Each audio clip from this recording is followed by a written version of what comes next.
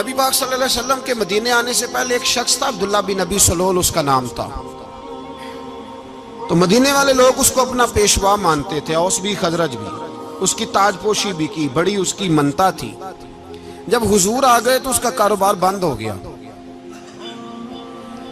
اب لوگ یہ نہیں سمجھتے کہ میں غلط ہوں، لوگ کسی کے مفادات کو ٹھیس پہنچتی ہے تو مخالفت کرنے لگ جاتا ہے۔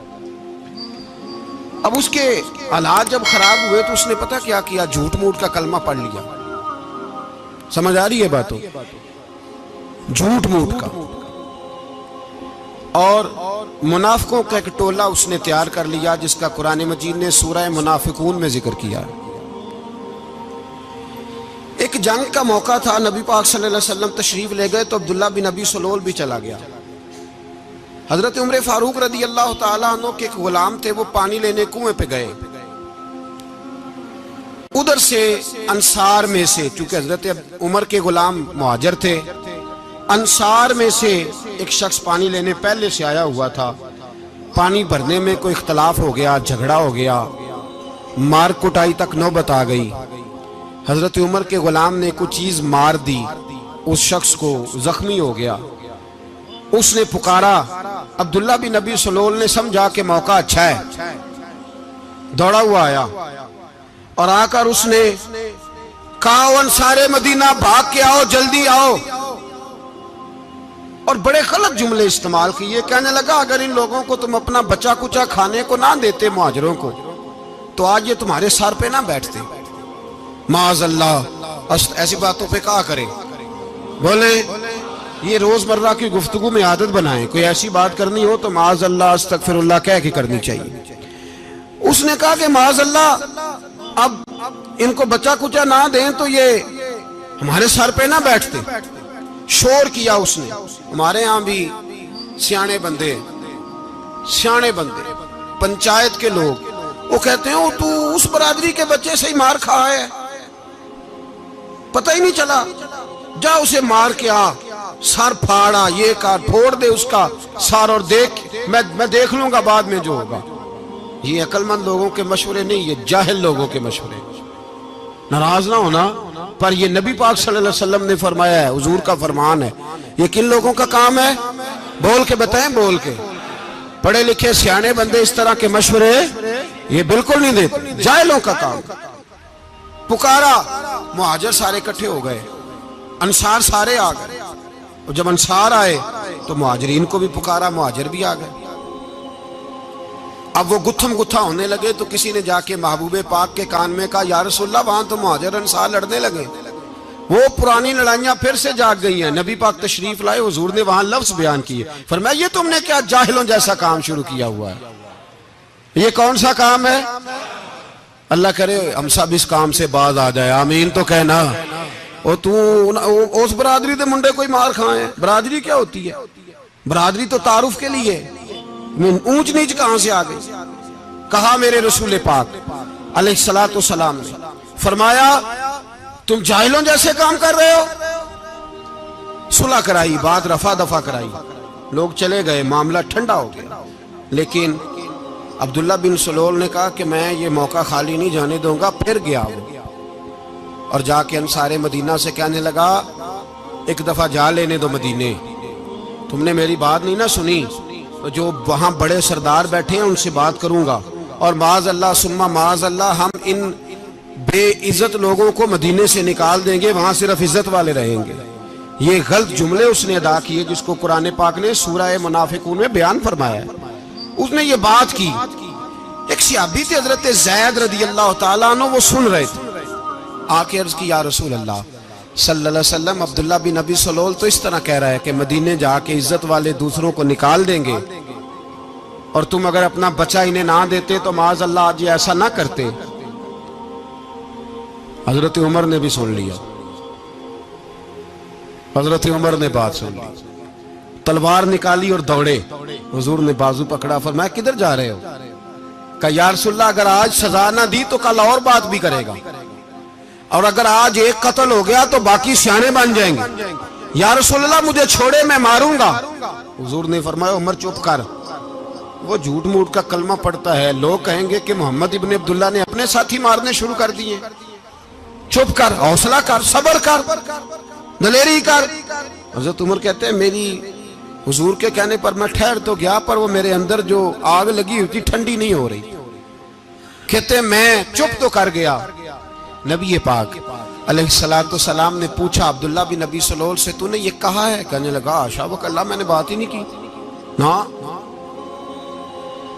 اب لوگ کہنے لگے کہ زید تو نوجوان ہے تو یہ بوڑھا آدمی ہے، چلو صحیح کہتا ہوگا۔ حضور بھی خاموش ہو گئے۔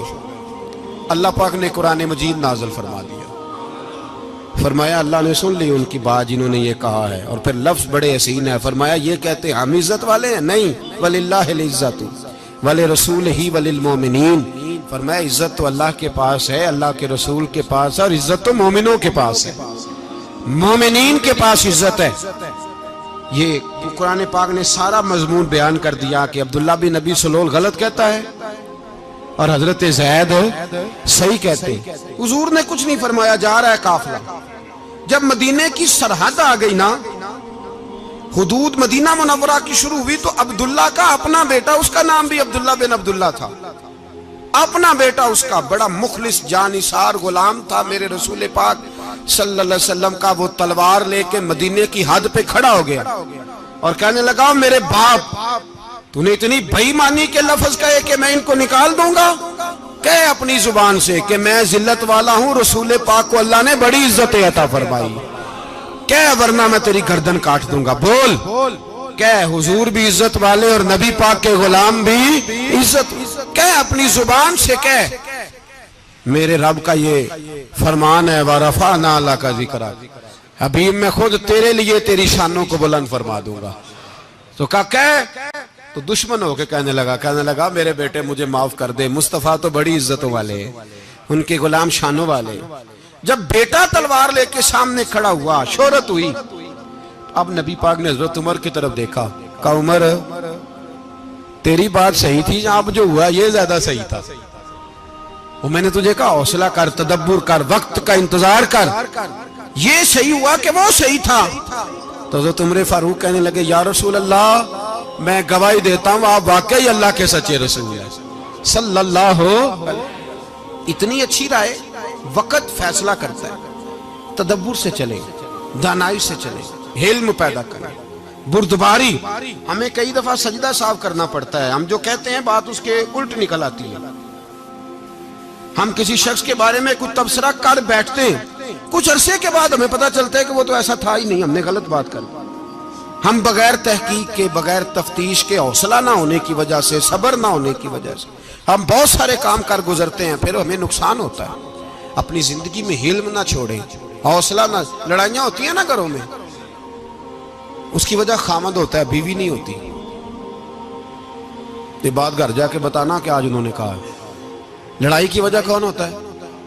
نہ بولو تسی، پر میں تے آنکھ ہی چھڑے ہے، وہ تو ریکارڈ ہو گیا ہے۔ لڑائی کی وجہ کون ہے؟ جڑے باتیں لڑتے ہیں وہ کندے ہی نہیں پے۔ وجہ کون بنتا ہے جی؟ کیوں بلا؟ اس لیے کہ نبی پاک صلی اللہ علیہ وسلم نے فرمایا عورت کی عقل آدھی ہے تو تیری تو پوری ہے نا، جس کا مطلب ہے لڑائی اگر بچ سکتی تھی تو مرد کی وجہ سے بچ سکتی تھی، گھر میں امن ہو سکتا تھا۔ کہتے ہیں جی بڑی بیوقوف ہے میری سنتی نہیں، تو میں نے کہا جو اس سے بحث کر رہا ہے وہ سیانا ہے؟ بولیں، جو بحث کر رہا ہے وہ عقل مند ہے؟ بندہ تو چلو تھا وہ دانشور شیکسپیئر، باتیں بعض اوقات اس کی کچھ ایسی ہیں۔ اس سے کسی نے پوچھا تھا عورتوں سے کون جیت سکتا ہے بحث میں، تو اس نے کہا تھا وہ جو ان سے بحث نہ کرے، جو ان سے بحث۔ تو بھائی تو وجہ اس لیے کہ حوصلہ تو نہیں کرنا تھا۔ نبی پاک علیہ السلام نے فرمایا بی بی ٹیڑھی لکڑی ہے، سیدھی کرنے کی کوشش کرو گے تو ٹوٹ جائے گی، سیدھی۔ تو پھر کتنا بیوقوف ہے جو پتھر سے سر رگڑ رہا ہے، کتنا نادان ہے جو یہ حرکت کر رہا ہے، دریا میں چھلانگ لگا کے کہتا ہے ڈوبوں گا نہیں۔ تو بھائی حوصلہ پیدا کرے، علم پیدا کرے۔ بہت ساری ایسی باتیں کرے گی جس میں اشتعال آئے گا، فٹافٹ 3 لفظ طلاق کے دے دیے، اب بھاگا گیا مفتی صاحب کے پاس، اوہو 4 بچوں کا کیا بنے گا؟ اور یہ بات پکی ہے کہ بچوں کو صرف ان کی ماں ہی پال سکتی ہے، ان کی ماں۔ اور بات مجھے نہیں بھولتی، ایک شخص نے بیوی کو طلاق دے کے دوسری شادی کی. اس کا بیٹا تھا 10 سال کا. تو اس نے اپنے بیٹے سے کہا کہ بیٹے بتا پرانی اماں صحیح تھی یا یہ صحیح ہے؟ اس نے کہا نہیں ابا وہ تو جھوٹ بڑے بولتی تھی، یہ صحیح ہے. وہ جھوٹی تھی، وہ جھوٹ بڑے بولتی تھی میری سگی اماں، یہ سچ بولتی ہے. اس نے کہا وہ کیسے؟ کہنے لگا اس لیے کہ میں کوئی شرارت کرتا تھا تو میری سگی اماں مجھے تھپڑ مارتی تھی اور کہتی تھی تجھے روٹی نہیں دے رہی، جا دوڑ جا گھر سے. تو میں دوڑ جاتا تھا تو جھوٹ بولتی تھی نہیں دینی، پھر آدھے گھنٹے کے بعد مجھے ڈھونڈنے لگ جاتی تھی، ڈھونڈ کے لاتی تھی، پھر میری منت کرتی تھی، پھر مجھے کہتی تھی نہ مجھے ستایا کر، پھر میرا ماتھا چومتی تھی، پھر میری مرضی کا کھانا بنا کے دیتی تھی، پھر میرے منہ میں لقمے ڈالتی تھی. جھوٹی تھی، پہلے کہتی ہے نہیں دینی پھر پیچھے بھاگتی ہے. یہ سچی ہے، میں شرارت کرتا ہوں تو تھپڑ مار کے نکالتی ہے، پھر میں منتیں کرتا ہوں پر روٹی نہیں دیتی، پیر پکڑتا ہوں نہیں دیتی. سچ بولتی ہے، اپنی بات پہ ڈٹ جاتی. او بھائی بچے اس کی ماں ہی پال سکتی ہے، تو نے 3 جملے کہتے سوچا ہی نہیں، تیرا کا گیا تو یہ تو نئی بیوی ملے گی، اور اس کا بھی کیا گیا، اس کو بھی شاید شوہر مل جائے. ان پھولوں کی پرورش صرف ان کا مالی کر سکتا ہے، دوسرا کر سکتا تو نے حوصلہ ہی نہیں کیا. ٹھیک ہے غلطی بیوی کی تھی پر تو مرد تھا نا، تیرے پاس تو دلیری تھی. فٹافٹی 3 طلاق کے جملے کہہ دیے. اور میرے رسول پاک علیہ السلام نے فرمایا جائز کام بڑے ہیں پر طلاق جائز تو ہے پر میرے رب کو پسند نہیں، اللہ کو پسند. تو نے مالی بگا دیا جس نے تیرے گھر کا باغ سینچنا تھا. تو بھائی یہ حوصلہ نہیں، درجنوں طلاقیں، 20 کیس، اور ابھی وہ شادی کے پورے کپڑے نہیں پہنے تو طلاق پہلے. اس کی وجہ یہ کہ حوصلہ نہیں، صبر نہیں، رضا نہیں، ہم احساس نہیں کرتے. اگر تو یہ سمجھ جائے کہ بس اللہ نے جو میرے لیے بہتر سمجھا مجھے دے دیا، صحیح ہے میری آزمائش ہے کیا ہے کچھ ہے، جو اس نے بہتر سمجھا مجھے اس نے، پھر تو سکھی ہو جائے، تیرے لیے جینا آسان ہو جائے، پھر تو بہت ساری پریشانیوں سے آزمائشوں سے دور ہو جائے. میرے نبی پاک علیہ السلام نے ہمیں حوصلہ کرنے کا حکم دیا، دلیری. 2-3 سال شاید پچھلے سال یا اس سے پچھلے سال حج کے موقع پہ نا ہمارے پاکستان میں تو بڑے بڑے انوکھے واقعات ہوتے ہیں. سننے سے کیا میں کہتا ہوں وہ عبرت کے لیے ہوتے ہیں. جعلی ویزے لگوا دیے حج کے کسی ایجنٹ نے، اللہ کے مہمانوں کو بھی لوگ لوٹ لیتے ہیں. جعلی ویزے لگوا دیے. اور مزے کی بات یہ ہے کہ پاکستانی ایئرپورٹ سے گزر بھی گئے وہ ویزے والے، اور احرام باندھے لوگ جدے پہنچ گئے. 4 آدمی تھے، انہوں نے ویزا دیکھا تو کہا نقلی آپ کو واپس جانا پڑے گا. اگلی فلائٹ سے وہ لوگ واپس آئے. آپ مجھے بتائیے ان کی جب وہ چھوٹے چھوٹے کلپ آئے، میڈیا نے ان کی باتیں سنی تو ان کے آنسو نہیں تھمتے تھے. ایک آدمی احرام باندھ کے گیا ہے، معمولی سمجھتے ہیں آپ؟ میرے جیسا غریب آدمی کبھی اس نے ارادہ کیا اور مدینے جانے کا لیٹ ہو جائے تو کلیجہ پھٹنے کو آتا ہے. کچھ مجبوریاں پیروں میں آ جائے، نہ جا سکے تو پتہ نہیں کتنی توبہ کرنے کو دل کرتا ہے کہ کہیں غلطی تو نہیں ہو گئی، کوئی ایسی بات تو نہیں نکل گئی. یقین کریں طبیعت پریشان ہو جاتی، یار کوئی ایسا کام تو نہیں ہوگا جس کی وجہ سے یہ بات ہوئی. 4 آدمی لوٹ آئے، حالات خراب ہو گئے، لوگ رو رو کے قصے سناتے تھے. لیکن میرے رسول پاک علیہ السلام کا حوصلہ دیکھو. حضور کعبے کا بھی کعبہ، حضور مالک، حرم کے مالک مطلق، جن کے صدقے اللہ نے کعبہ کو بیت اللہ بنایا. حاجیو آؤ شہنشاہ کا روضہ دیکھو، کعبہ تو دیکھ چکے اب کعبے کا بھی کعبہ دیکھو. حضور 1400 صحابہ کو لے کے گئے عمرہ کرنے. مقام حدیبیہ پر پہنچے تو کافروں نے روک لیا، ہم عمرہ نہیں کرتے. تو اور میں خادم اور جو وارث و مالک ہیں 1400 صحابہ، ہم نہیں عمرہ کرنے دیتے، واپس جائیے. صلح لکھی جا رہی ہے. صلح کی شرطیں کیا ہیں؟ مکے سے کوئی آدمی غلطی سے بھی مدینے چلا گیا، مکے کا آدمی، تو مسلمان اگر ان کے ظلم سے تنگ آ کے، مکی مسلمان کافروں کے ظلم سے تنگ آ کے مدینے چلا گیا تو مدینے والے واپس کریں گے. اور اگر مدینے سے کوئی شخص غلطی سے بھی مکے چلا گیا تو مکے والے واپس نہیں کریں گے. اتنی سخت شرائط. حضرت عمر غصے سے کانپنے لگے, صحابہ پریشان ہیں, پر میرے رسول پاک نے صبر دکھایا, حوصلہ, تدبر. یہ تدبیر ہے, صبر ایک بہترین تدبیر ہے, اگر کوئی اپنائے تو بہترین طریقہ ہے. حضور نے فرمایا ہمیں منظور ہے, صلح کرو. اور اتنا سخت حکم ہے, کہنے لگے 1400 احرام والے واپس جائیں, بعد میں آنا, اس وقت نہیں عمرہ کرنے دیں گے. میرے نبی پاک علیہ السلام, مجھے بتاؤ, مجھے اور آپ کو دکھ ہوتا ہے تیاری ہو تو پروگرام رہ جائے, تو اگر احرام باندھا ہو اور اللہ کے رسول نے بندھوایا ہو تو حضور واپس لوٹنے لگے تو کتنی تکلیف کی بات ہے. حضور نے فرمایا چلو آئندہ آئیں گے. معاہدہ لکھا جا رہا ہے, حضرت علی معاہدہ لکھ رہے ہیں, لکھو محمد الرسول اللہ صلی اللہ علیہ محمد الرسول اللہ صلی اللہ علیہ وسلم اور قریش مکہ کے بیچ معاہدہ. یہ تحریر لکھی جا رہی تھی تو ابو سفیان بول پڑا, کہنے لگا جی ہم محمد الرسول اللہ نہیں نکلنے دیں گے معاذ اللہ, یہی تو ہمارا جھگڑا ہے. اگر آپ کو رسول اللہ مان لیا تو پیچھے رہ کیا گیا, محمد ابن عبداللہ لکھیں. حضور نے حضرت علی سے فرمایا رسول اللہ کاٹ کے محمد ابن عبداللہ لکھو. حضرت علی لکھ رہے تھے, محمد رسول اللہ لکھا تھا, فرمایا رسول اللہ کاٹ کے محمد ابن عبداللہ لکھو. تو حضرت علی کہنے لگے حضور مجھے یہ لفظ کاٹنا نہیں آتا, حضور مجھے یہ لفظ کاٹنا. کسی صحابی نے اعتراض نہیں کیا کہ لکھنا آتا تھا, کہا مجھے کاٹنا. حضور نے دوبارہ کہا علی کاٹ دو. کہا یا رسول اللہ مجھے یہ لفظ کاٹنا نہیں آتا. میرے حبیب نے تیسری دفعہ کہا علی کاٹو. تو شیر خدا نے قلم چھوڑا, ہاتھ باندھے اور کھڑے ہو کہنے لگے محبوبہ مجھے تیرے قصیدے لکھنے آتے ہیں, کاٹنے کوئی نہیں آتے. میں مجبور ہوں, مجھ سے نہیں ہوتا, کوشش کرتا ہوں, نہ قلم اٹھتا ہے نہ ہاتھ چلتا ہے.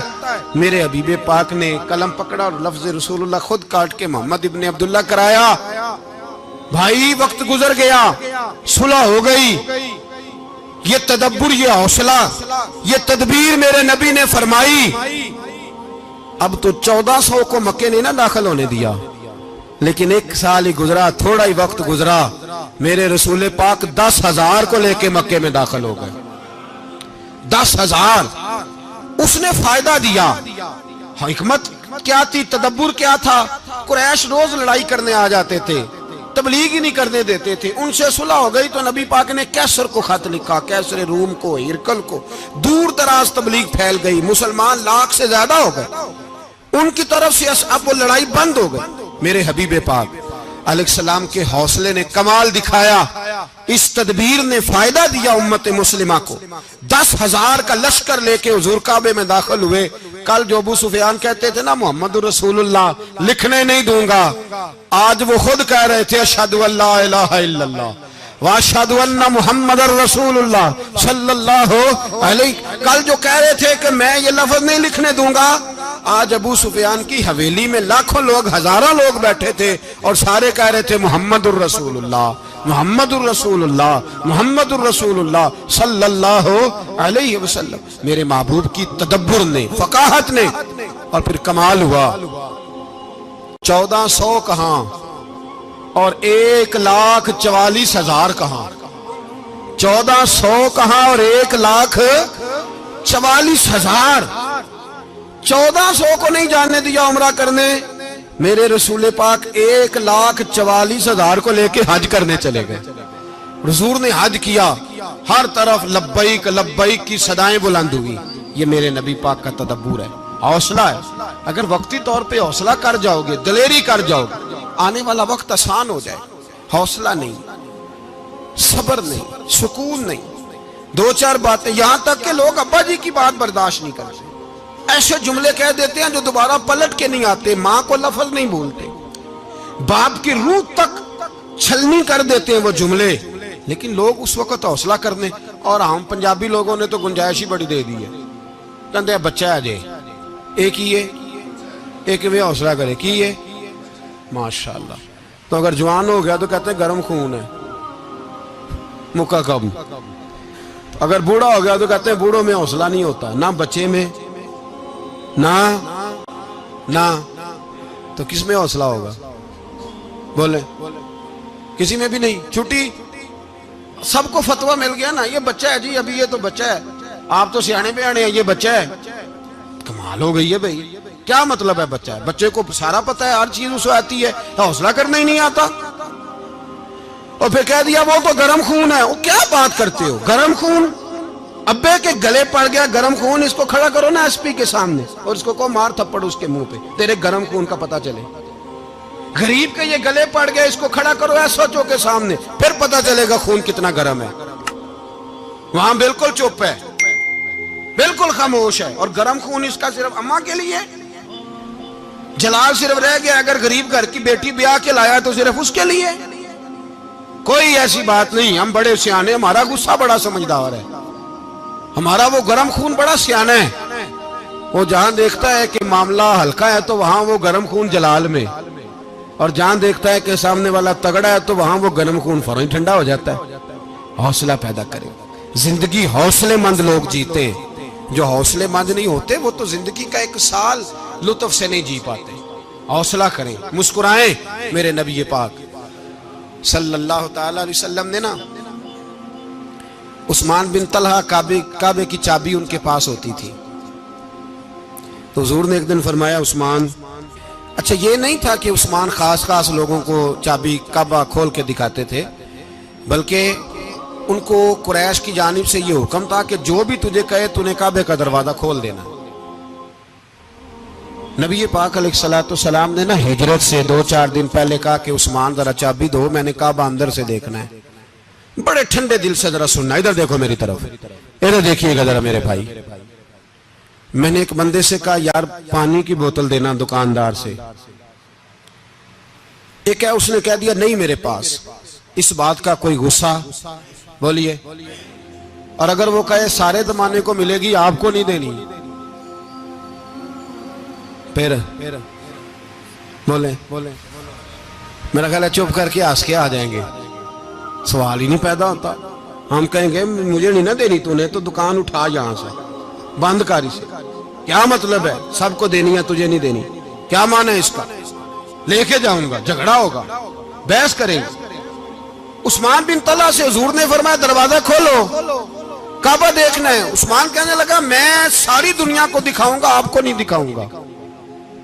کتنی سخت بات ہے, پر قربان جائیں رسول اللہ کے حوصلے پہ صلی اللہ علیہ. عثمان کہتے ہیں میں نے یہ بات کی تو نبی پاک مسکرانے لگے, اور میں اچھا نہیں دینی, تو حضور نے نا مسکرا کے اور میری کمر پہ تھپکی دی, فرمایا اچھا یاد رکھنا یہ چابی میں تجھ سے لے لوں گا, اور جس کو میرا دل کرے گا میں اس کو دوں گا. عثمان کہتے ہیں روز رات کو نبی پاک کے یہ جملے میرے کانوں میں گونجا کرتے تھے, گونجتے تھے کہ حضور نے فرمایا. کہتے ہیں جس دن پتہ چلا نا نبی پاک 10,000 کا لشکر لے کے آ رہے ہیں, تو ابو سفیان میٹنگیں کر رہے تھے, مکے کے سارے سردار تیاری کر رہے تھے, اور میرے کانوں میں ایک ہی لفظ تھا کہ حضور نے فرمایا میں چابی لے لوں گا, پھر جس کو میں چاہوں گا اسے دوں گا. عثمان کہتے ہیں حد ہو گئی, وقت گزر گیا, حضور آ گئے, طواف فرمایا, اور طواف کے بعد میرے نبی پاک علیہ السلام نے فرمایا بلاؤ نا ذرا عثمان کو. عثمان کہتے ہیں میں چابی لے کے آیا تو دوسرا جملہ کوئی نہیں. ساڑھے نا کوئی بندہ مشورہ دے وے دی نہ منیے, تے جے کام مونجو ہو جائے نا, جن جو نے مشورہ دیتا سی تے وہ نال ہی غوث پاک بن جاندا ہے. تینوں آکھیا سی نا فوراً ہی داتا علی اجمیری ہو جاندا ہے. وہ کہندے تینوں پتہ نہیں میں کڈا ولی اللہ, تینوں میں آکھیا سی نا انج نہ کر, اور بندہ پریشان ہوتا ہے, کام الٹ ہو گیا, اور لاگوں آکھی جاندا ویکھو جی میں تے تانوں پہلوں ہی آکھیا سی. جی عجیب بات ہے, شیخ چلی کی طرح پیچھے پڑ جائے گا, میں نے تو پہلے ہی کہا تھا.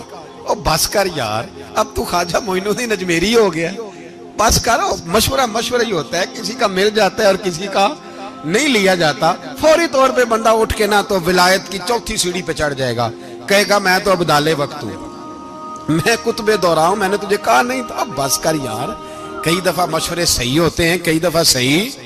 بولیے نبی پاک صلی اللہ علیہ وسلم کی احد کے دن خواہش یہ تھی کہ اندر رہ کے لڑنا ہے. جوان صحابہ نے کہا باہر جا کے لڑائی کرنی ہے, حضور نے باہر جا کے جنگ کی. بظاہر مسلمانوں کو شکست ہوئی, حضور نے ایک دفعہ نہیں کہا کہ میں نے تمہیں کہا نہیں تھا اندر رہنا ہے, بس ہو گیا جو ہو گیا.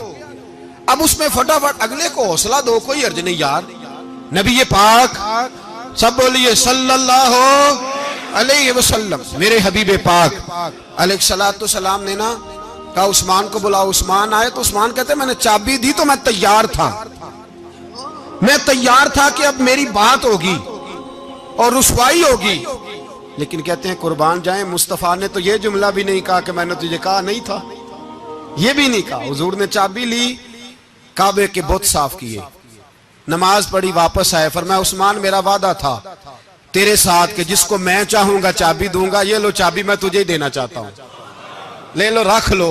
عثمان کہتے ہیں وہ چابی نہیں میرے طرف آ رہی تھی، میری طرف ایمان آ رہا تھا، وہ چابی نہیں آ رہی، ایمان آ رہا تھا میری جانب۔ کہتے ہیں میرے ہاتھوں میں چابی آئی اور میری زبان پہ کلمہ توحید جاری ہو گئی۔ بھائی تدبر، حوصلہ، صبر، رضا، ہمیں تو ٹائم بھی نہیں گزارنا آتا۔ گھر کا ماحول، گھر کے اندر رہ کے لوگ دکھی ہیں، اس لیے کہ ہماری طبیعتوں میں حوصلہ نہیں، ایک منٹ کے لیے نہیں، ایک سیکنڈ کے لیے بھی ہم یہ برداشت نہیں کرتے کہ چلو تھوڑا انتظار کریں، وقت کو دیکھیں، موقع کو دیکھیں۔ میرے نبی پاک علیہ السلام پہ اتنی مصیبتیں آئیں کہ پہاڑ پہ آتی تو وہ ریزہ ریزہ ہو جاتے ہیں، لیکن کسی مقام پر بھی حضور علیہ السلام شکوہ کرتے نظر نہیں آتے۔ ہم غریبی کا رونا روتے ہیں، ہر چوتھا آدمی کہتا ہے بڑا غریب ہوں، لیکن میرے نبی پاک علیہ السلام نے چوتھے دن کھجور کھائی، سرکہ کھایا ہے اور موٹے بان کی چارپائی پہ آرام کیا ہے۔ حضرت عمر نے کہا حضور کتنی تکلیف ہے؟ فرمایا عمر کوئی تکلیف نہیں، تھوڑا سا تو وقت ہے، جنت میں جائیں گے، ساری نعمتیں اللہ نے ہمارے لیے تیار کی ہوئی ہے، راضی بالرضا، راضی بالرضا، کوئی کسی قسم کا مسئلہ نہیں۔ ہمیں آزمائشیں آتی ہیں، تکلیفیں آتی ہیں، بیماریاں آتی ہیں، لوگ چھوٹی چھوٹی بات پر پریشان ہو جاتے ہیں، ذرا ذرا سی بات پر شکوہ کرتے ہیں۔ میرے رسول پاک علیہ السلام نے فرمایا جب میرا رب کسی کو بیمار کرتا ہے تو 2 فرشتوں کو بھیجتا ہے، جاؤ میرے بندے کی تیمارداری کر کے آؤ۔ اللہ اکبر، خود رب بھیجتا ہے، جاؤ میرے بندے کی۔ تو مجھے بتائیے جب اللہ بھیجے تو پھر تندرست خوش نصیب ہوا کہ بیمار؟ جی تندرست پھر خوش نصیب کون ہوا؟ میرے نبی پاک صلی اللہ علیہ وسلم نے فرمایا رب 2 فرشتے بھیجتا ہے، فرماتا ہے پتہ کر کے آؤ میرے بندے کا اس کا کیا حال ہے، حالانکہ اللہ سارا ہی جانتا ہے۔ فرشتے آتے ہیں، واپس جاتے ہیں، رب کریم پوچھتے ہیں بتاؤ میرا بندہ کیا کہتا تھا؟ اللہ تجھے سارا ہی پتہ ہے، پر ہم سے پوچھتے تو بتا دیتے ہیں، وہ یہ کہتا تھا کہ میں اپنی رب کی رضا پہ بڑا ہی راضی ہوں، وہ تیری حمد کر رہا تھا، تیری تعریف کر رہا تھا، تیرا شکر کر رہا تھا، تیرے لیے کلمات حمد بیان کر رہا تھا۔ تو میرے نبی پاک علیہ السلام فرماتے ہیں، اللہ فرشتوں سے فرماتا ہے سنو پھر اگر میں اپنے بندے کو اس بیماری میں شفا دوں گا تو اس تندرستی سے زیادہ اچھی تندرستی دوں گا جو پہلے اسے عطا کی ہوئی تھی، پہلے سے اچھی صحت دوں گا، اور اگر اسے اس بیماری میں موت دوں گا تو پھر مرتے ہی اس کے لیے میں جنت کا فیصلہ فرما دوں گا۔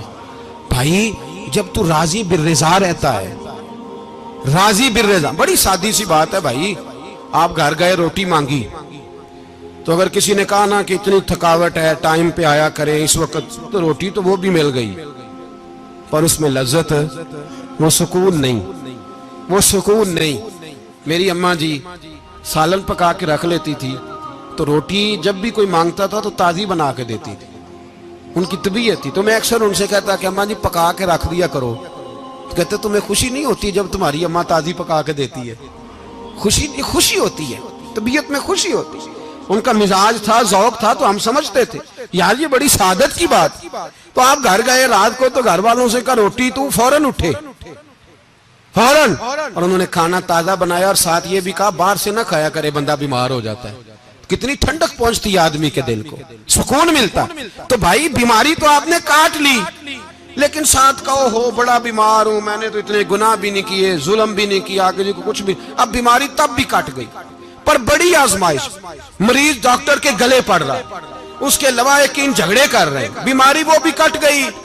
اور ایک بیمار وہ ہے جو چارپائی پہ لیٹا ہے اور کہتا ہے جس طرح میرا اللہ راضی اسی طرح میں بھی راضی، تو بیماری اس کی بھی کٹ گئی۔ حضرت یونس علی نبینا علیہ السلام نے ایک دن حضرت جبریل امین ملنے آئے تو جناب یونس علیہ السلام کہنے لگے اے جبریل اللہ کے نیک بندوں میں جو اللہ کو اس وقت سب سے زیادہ پسند ہے نبیوں کے بعد، توجہ کرنا بات پر، جو سب سے زیادہ اللہ کو پسند ہے نبیوں کے بعد ولیوں میں، اور سب سے زیادہ اللہ جس کو اللہ کی بارگاہ میں عبادت گزار لکھا جاتا ہے، میری اس بندے سے ملاقات کرا۔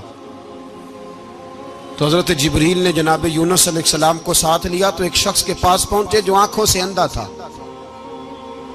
دونوں ہاتھ اس کے سلامت نہیں تھے اور پورے جسم میں پیپ جاری تھی، ریشہ تھا۔ جب جا کے السلام علیکم کہا نا حضرت یونس نے، اس نے وعلیکم السلام کے بعد پہلا لفظ پتہ کیا کہا؟ اس نے کہا یا اللہ تیرا شکر ہے، یا اللہ تیرا، آپ بھی ادا کریں اللہ کا شکر، یا اللہ تیرا، اللہ تیرا شکر ہے۔ تو حضرت یونس علیہ السلام کہنے لگے تو شروع سے اس طرح کا ہے، نابینا بھی اور ہاتھوں سے معذور بھی اور سارا جسم شروع سے؟ تو بڑے ہی خوبصورت لفظ اس بیمار نے کہے، کہنے لگے نہیں حضور میں بالکل ٹھیک ٹھاک تھا، جب تک میرے رب نے چاہا کہ یہ دنیا کو دیکھے تو تب تک اس نے مجھے آنکھیں دیں، اور جب اس نے چاہا کہ اب اس کا دیکھنا بہتر نہیں تو اس نے واپس لے لی۔ تو یا اللہ تیرا شکر ہے، اللہ تیرا شکر ہے۔ پھر کہا جب تک اس نے چاہا کہ میرے ہاتھ رہے تب تک رہے، جب اس نے چاہا کہ میرے لیے بہتر نہیں تو اس نے لے لیے، تو یا اللہ تیرا شکر ہے۔ جب تک اس نے چاہا کہ میرا جسم صحیح و سلامت رہے تو رہا، اور جب اس نے چاہا کہ میرے لیے بہتر نہیں تو مجھے بیمار کر دیا، تو یا اللہ تیرا شکر ہے۔ تو حضرت یونس علیہ السلام کہنے لگے جبریل واقعہ یہ اللہ کا سب سے زیادہ شکر گزار بندہ ہے، سب سے زیادہ عبادت گزار بندہ ہے، سب سے زیادہ۔ میرے نبی پاک علیہ السلام نے فرمایا میرا مومن ہر حال میں ہی نفع میں ہے، نعمت ملے تو شکر کر کے نفع، مصیبت آئے تو صبر کر کے نفع، اپنی زندگی میں تحمل، بردباری، علم پیدا کرے، حوصلہ پیدا کرے۔ ہر آنے جانے والے شخص کے مزاج کے مطابق اسے نہ ملے، اپنا مزاج صحیح رکھے، اپنی طبیعت کے مطابق اپنے ماحول کو برقرار رکھے۔ علم کے ساتھ گزارا کرو گے تو رشتہ داروں سے بھی بنی رہے گی، دوستوں سے بھی بنی رہے گی، ہر ایک سے تعلق رہے گا۔ اور اگر آپ کے اندر یہ حوصلہ نہیں تو پھر سارے معاملات پریشانی کا شکار ہو جائیں گے۔ یہ تو آج کا مضمون تھا۔ ہمیں نا لوگ مشورہ دیتے ہیں، کہتے ہیں پیر صاحب درویشوں کو سیاست کی بات نہیں کرنی چاہیے، دیتے ہیں نا مشورہ لوگ، جی تھوڑا تھوڑا بول دیں، تھوڑا تھوڑا دیتے ہیں نا۔ اگرچہ ہم ان کی بات نہیں مانتے، اس لیے کہ اقبال نے کہا تھا جدا ہو دین سیاست سے تو رہ جاتی ہے چنگیزی، جدا ہو دین سیاست سے تو، اور پہلا فکرہ یہ ہے کہ جلال بادشاہی ہو یا جمہوری تماشا ہو، جدا ہو دین سیاست سے تو رہ جاتی ہے۔ اس نے کہا جب سیاست اور دین علیحدہ علیحدہ ہوتے ہیں تو چنگیز خان اور ہلاکو خان پیدا ہوتے ہیں۔ سیاست جب تک مسجد کے اندر رہتی ہے تب تک پاک صاف رہتی ہے، وہ گندی ہوتی تب ہے جب مسجد سے نکل جاتی ہے۔ حضرت علی کے زمانے تک مسجد میں رہی، پاک صاف رہی، یزید باہر لے گیا تو گندی ہو گئی، حضرت عمر بن عبدالعزیز دوبارہ مسجد میں لے آئے تو پھر پاک ہو گئی۔ لیکن پھر بھی ایک ساتھی نے مجھے کہا تو اس کی بات میں، سب کی باتیں نہیں مانتا، اس کی بات میری سمجھ میں آئی۔ وہ کہنے لگا جی اصل بات یہ ہے کہ سیاسی تبصرے تجزیے ہم اخباروں میں ٹی وی پہ جا کے بیٹھے، جا کے بڑی مہربانی میری طرف دیکھیں، وہ ہم سنتے رہتے ہیں تو ہمارا دل کرتا ہے مسجد میں صرف ہم رسول اللہ کا پیار ہی سنیں۔ تو میں نے کہا یار تیری بات دل کو لگتی ہے، یہ بات صحیح ہے، چلو یہ نیت اچھی ہے، یہ تیرا نظریہ ٹھیک ہے، مان گئے ہم۔ میں چلا گیا دکاندار کے پاس اور میں نے اس کو جا کے کہا کہ گاڑی کا انجن کھولو، اس طرح کرو، اس طرح۔ اس نے کہا مولانا آپ جا کے نا گھر تو فقہ کی کتاب کھولیں، اس لیے کہ گاڑی کے انجن کے بارے میں آپ کو معلومات، یہاں اگر آپ نے یہ کام کرنا ہے تو اس کو پڑھیں، کسی استاد کے پاس ورک شاپ پہ آئیں، آپ کے ہاتھوں کو، منہ کو، چہرے کو مٹی لگے، دھواں لگے، گریس لگے، پھر آپ کو پتہ چلے گا انجن کیسے کھلتا ہے۔ صحیح کہہ رہا ہوں؟ نہیں صحیح کہہ رہا؟ دعا گلہ تو یہاں کر چڑی جائے، صحیح کہہ رہا ہوں جی۔ اگر مولوی کو اجازت نہیں سیاست کی بات کرنے کی، اور مولوی کو اجازت نہیں کہ انجن کی بات کرے، تو سیاستدان کو اجازت ہے دین کی بات کرنے کی؟ یہاں تو وہ آئے نا مدرسے میں پڑھے، پورا دین حاصل کرے، پھر وہ بولے تو پھر تو ٹھیک ہو گیا، لیکن جب اسے سورۃ اخلاص بھی سیدھی نہیں آتی تو فتوے دینے کی اس کو ضرورت ہے کوئی؟ بولے نا یار، کیوں چھیڑتے ہیں سیاست؟ ہم نہ پچھلے جمعے جلوس نکالنا چاہ رہے تھے ختم نبوت کی ترمیم کے حوالے سے، حکومت وقت نے کہا کہ ہم واپس لیتے ہیں، تو میرے بہت سارے دوستوں نے کہا جی نکالنا چاہیے، انہوں نے کیا کیوں؟ میں نے کہا یار لوگوں کو بھی پریشان نہیں کرنا چاہتے، ہماری اپنی سڑکیں ہیں، کسی کو بس ٹھیک ہے، انہوں نے واپس لے لی تو بات ختم ہو گئی، ہم مان گئے، تسلیم کر لیا۔ اتنا ہمارا مطالبہ ہے کہ اس آدمی کو ضرور سزا دو جس نے یہ ترمیم کی ہے، لیکن ہم نہیں کرتے، کوئی نہیں نکلے، نہیں نہ نکلے بولے ہیں۔ تو وزیر قانون صاحب کو کیا مصیبت بنی ہوئی ہے نیا فتویٰ دینے کی؟ کہ ہے کوئی شوق انہیں دینا چاہیے فتویٰ؟ کہتے نہیں مرضیوں میں ہمارے درمیان تھوڑا ہی فرق ہے۔ مجھے یوں لگتا ہے کہ یہ جان بوجھ کر کوئی نہ کوئی ایسی شرارت کرتے ہیں جس سے لوگ اشتعال میں رہیں، جان بوجھ۔ حلم، حوصلہ، صبر ذات کے بارے میں تو ہے، لیکن اگر کوئی رسول پاک کی بے ادبی کرے تو پھر حوصلے کی بات ہے ہی نہیں، پھر تو جہاد کی بات ہے۔ اور میں دیانتداری سے مسجد میں باوضو بیٹھ کر جمعے کے دن مشورہ دیتا ہوں حکومت کو اور وزیر قانون کو مشورہ دیتا ہوں کہ نہ فرعون کی حکومت ساری زندگی رہی، نہ نمرود رہا، نہ جاج بن یوسف رہا، نہ یزید رہا، اور یار درباری بن کے حکمرانوں کی چاپلوسی کرتے کرتے تم یہاں تک آ گئے ہو کہ اب نبی پاک کی عزت کو ہاتھ ڈالنا شروع کر دیا ہے۔ اور آپ یقین کریں سیاسی جماعتوں کا اتنا برا حال ہے کہ ان کے لیڈر کے بارے میں کوئی بات کرے تو پاگل ہو جاتے ہیں یہ احتجاج کر کر کے، اور اس نے ڈائریکٹ کہہ دیا کہ ختم نبوت کا مسئلہ ہی کوئی نہیں، جو دین کی بنیاد ہے، کسی کو پرواہ نہیں۔ مجھے تو ان لوگوں کی فکر ہو رہی ہے جن لوگوں نے انہیں ووٹ دیے ہیں، وہ اللہ کو کیا جواب دیں گے؟ اور یہ اللہ ماشاءاللہ ساری سیاسی جماعتیں اس طرح کی۔ اور میرا وزیر قانون صاحب کو بھی مشورہ ہے کہ زندگی بڑی تھوڑی ہے، بڑی تھوڑی، اللہ سب کو معاف کرتا ہے، اپنے رسول کے غداروں کو معاف نہیں کرتا۔ اور یہاں تمہاری گاڑیوں پہ جھنڈے لگے ہوئے ہیں، وہاں بھی تمہارے جھنڈے لگیں گے، پر اس لیے لگیں گے کہ یہ غدار ہیں ناموس رسالت کے، یہ جھنڈے لگیں گے۔ شرم کرو اور ڈر جاؤ، بس کر دو، تمہارے منہ میں اب دانت پورے نہیں رہے۔ کوئی شوگر کا مریض ہے تو کوئی بلڈ پریشر کا، تو کوئی ہارٹ کا، تو کوئی کینسر کا۔ شرم کرو اور اپنی قبر کی بھی تھوڑی سی فکر کرو۔ بتاؤ پاکستان کے کتنے صدر گزرے، وزیر اعظم گزرے، تو ان کی قبریں کہاں ہیں؟ کوئی جاتا ہے ان کی قبروں پہ؟ کسی کو خبر ہے؟ کیوں اپنے لیے جہنم کٹھی کرتے؟ سارا کچھ دنیا داری رہ گئی ہے، سارا کچھ صرف یہی رہ گیا۔ حضرت ابو بکر سردار تھے، حضرت عمر سردار تھے قبیلے، حضرت عثمان سردار تھے، انہوں نے سرداریوں کو ٹھوکر مار کے رسول اللہ کے قدموں میں بیٹھنا پسند کی، سرداریاں چھوڑ کے غلام بن گئے۔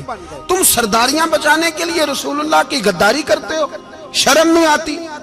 اور قوم شکوہ ہے مجھے ان لوگوں سے جو مولوی تو کہہ دیتے ہیں تو سیاست نہ کر، اور کسی سیاستدان کو منع نہیں کرتے کہ جب تجھے سورت فاتحہ بھی نہیں آتی تو تجھے کس نے اجازت دیا اتنی بڑی بات؟ اور میں نے پچھلے سے پچھلے جمعے بھی کہا تھا، پھر کہتا ہوں اور آن دی ریکارڈ کہتا ہوں، مرزائی کل بھی کافر تھے، آج بھی کافر، اور قیامت تک، اور جو ان کے کفر میں شک کرے وہ بھی، اور پکا بے ایمان ہے، کافر ہے، وہ وزیر قانون ہو یا صوبائی ہو یا وفاقی ہو۔ من شک فی کفر ہی فقط کفر، جو مرزائی کے کفر میں شک کرے وہ بھی کافر ہے۔ ہمارے رسول آخری رسول ہے، ہم کسی کو یہ اجازت نہیں دیں گے کہ وہ ختم نبوت میں رکھڑا ڈالنے کی کوشش کرے، ہم کسی کو یہ اجازت ہے۔ اور تم نے قوم کو لوٹا، لوٹتے رہو، اب ایمان پہ ڈاکے تو نہ ڈالو۔ تمہیں دولت لوٹ کے پیٹ نہیں بھرا، اب ایمان لوٹنا شروع کر لیا ہے۔ تمہارا فیکٹریاں لوٹ کر، قومی خزانہ لوٹ کر پیٹ نہیں بھرا، بھائی مانو اب دین بیچ کر اپنی حکومتیں پکی کرو گے۔ اور وہ لوگ بھی تیار ہو جائیں جو ان بھائی مانوں کو منتخب کرتے ہیں، ان سے بھی سوال کرے گا ختم نبوت کا موضوع قیامت کے دن کہ تم بتاؤ، ان کو سپورٹ کرتے تھے جو رسول اللہ صلی اللہ علیہ وسلم کے بعد بھی کسی نبی کو نبی ماننا درست جانتے تھے۔ شرم آنی چاہیے، خیال ہونا چاہیے۔ اور میں نے کہا کہ ہمارا دل نہیں چاہتا، آپ یقین کریں، ہمیں شوق ہے جلوس نکالنے کا، تمہارے خلاف باتیں کرنے کا۔ تم نے روز تھرمامیٹر نکالا ہوتا ہے، چیک کرتے ہو کہ ایمان کتنا ہے کتنا نہیں ہے۔ یہ پاکستان اگر صوبہ سندھ ہے تو حضرت عبداللہ شاہ غازی کا ہے، اگر بلوچستان ہے تو حضرت بابا عبد الرحمان کا ہے، اور اگر پشاور ہے تو وہ صوفیاء کا ہے، اور اگر یہ دھرتی پنجاب ہے تو یہ داتا علی اجویری کی ہے، یہ بابا فرید الدین کی ہے۔ اس میں کسی غدار کو قبضہ کرنے کی اجازت بالکل نہیں ملے گی، اور ہم وہ لوگ بھی نہیں جو چپ کر کے اندر سوتے رہیں، قوم جو کرتی ہے کرتی رہے، ہمیں پرواہ نہیں، نہ ایسی کوئی بات نہیں۔ کوئی بندہ نہ سمجھے کہ انہیں ہوش نہیں، انہیں پتہ نہیں، ہمیں سارا کچھ ہی آتا ہے۔ پھر اگر کل کو کوئی ممتاز قادری پیدا ہو گیا تو شکوہ نہ کرنا، کل کو کوئی پھر سے عامر چیمہ نکل آیا تو شکایت نہ کرنا، یاد رکھنا۔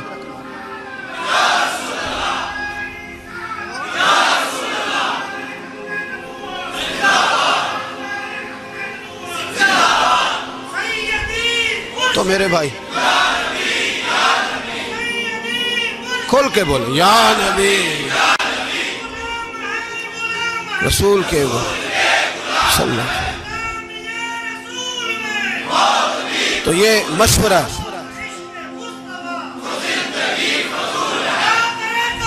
جزاک اللہ، تو یہ تمہیں مشورہ ہے۔